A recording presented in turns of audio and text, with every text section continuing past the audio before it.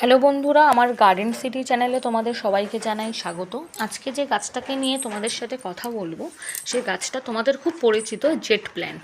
Jet plant কিন্তু lucky plant বলেও মানা হয়, আর একে অনেকে কুবের গাছ বলেও জানা হয়। তো এই জেট প্ল্যান্টের একটা সমস্যা হচ্ছে বর্ষাকালে, কারণ যেহেতু এই গাছ একটা সাকুলেন্ট প্রজাতির গাছ, সেই কারণের জন্য এই গাছ কিন্তু একদম জল ধরে রাখা পছন্দ করে না, খুব বেশি জল একদমই পছন্দ করে না।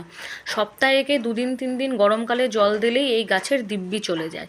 কিন্তু যেহেতু এটা বর্ষাকাল, মাটি সবসময় ভিজে ভিজে থাকছে, আমরা এই গাছটাকে ঘরেও রাখতে পারছি না, তো সে কারণের জন্য গাছটার একটু প্রবলেম হয়ে যায়। এই গাছটা দেখো, আমি একটা ডাল কেটে এরকম একটা ছোট্ট টবের মধ্যে পুঁতে দিয়েছিলাম, তো সেখান থেকে গাছটা একটু লম্বা হয়ে গেছে। তোমাদের গাছ যদি এরকম লম্বা হয়ে গিয়ে থাকে, ঝাড় যদি না হয়, তাহলে তোমরা এই গাছের ডিপ ডিপ করে কেটে নেবে।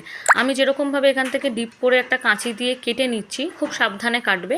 কেটে আমি কি করব, এই গাছের ডালগুলোকে অন্য একটা টবের মধ্যে পুঁতে দেবো, কারণ যেহেতু গাছটা খুব বেশি লম্বা হয়ে গেছে আর এরকম ঝুলে পড়ছে।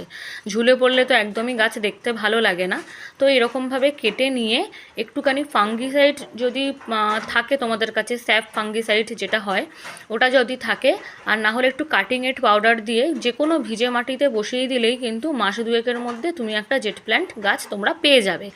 কিন্তু এখন যেহেতু বর্ষাকাল, সেই জন্য এগুলো লাগছে। কিন্তু যদি বর্ষাকাল না হয়, তুমি যদি এমনি গাছগুলোকে ডাল কেটে কোনো একটা ভিজে মাটিতে বসিয়ে দাও, এমনি হয়ে যাবে।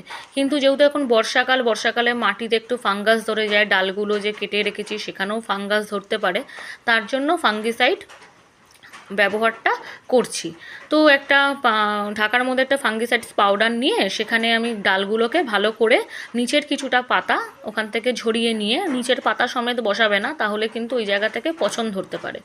তো এরকমভাবে কিছুটা পাতা তোমরা ছাড়িয়ে নিয়ে ফাঙ্গিসাইডের মধ্যে ভালো করে মাখিয়ে কোনো একটা ভিজে টবের মধ্যে পুঁতে দিলেই গাছ বেরিয়ে আসবে। তো আমার কোনো টব ছিল না এক্সট্রা, তো আমি যেই টবটা তোমাদের প্রথমে দেখালাম, সেই টবের মধ্যে অনেকটা জায়গা আছে, তো সে কারণের জন্য আমি এখানের মধ্যেই গাছটাকে একটু মাটিটাকে হাত দিয়ে একটু গর্ত করে নিয়ে আলতো করে ফাঙ্গিসাইড মাখিয়ে সেখানে ডালটাকে পুঁতে চারিদিক থেকে একটু চেপে চেপে দেবো, যেন কোনো ফাঁক না থেকে যায়। ফাঁক থাকলে কিন্তু ফাঙ্গাস ধরে যাওয়ার সম্ভাবনা থাকে আর ডাইব্যাকও হয়ে যায়। তো সব কটা ডাল এরকমভাবে কেটে কেটে মাটিটাকে গর্ত করে ফাঙ্গিসাইড মাখিয়ে এরকমভাবে পুঁতে দিলাম, যাতে টবটা দেখতে ভালো লাগে। গাছগুলো যখন বড় হবে টবটা পুরো ভরে থাকবে, ভীষণ ভালো লাগবে দেখতে, সেই জন্য করলাম। তোমাদের যদি অন্য কোনো টব থাকে তাহলে তোমরা সেখানেও পুঁততে পারো। আর যেই ডালগুলো আমরা কেটেছি সেই